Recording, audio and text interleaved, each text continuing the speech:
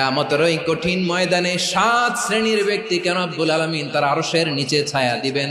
তার মধ্যে প্রথম শ্রেণীর ব্যক্তি হলো ইমামুন আদিল, যে ইনসাফের সাথে বিচার করে, যে জাস্টিস সমাজে সার্ভ করে, যে সুশাসন নিশ্চিত করে, ওই ইমামুন আদিল। আদিল শব্দটা বুঝছেন না? ইন্নাল্লাহা ইয়া'মুরু বিল আদল, পাইছেন? আদিল। 7 শ্রেণীর ব্যক্তিকে আল্লাহ তাআলা সুশীতল আরশের নিচে ছায়া দিবেন, যেদিন তার দেয়া ছায়া ছাড়া কোনো ছায়া থাকবে না। এর প্রথম হচ্ছে ইমামুন আদিল, ন্যায়পরায়ণ শাসক। চিল্লায় বলেন সুবহানাল্লাহ।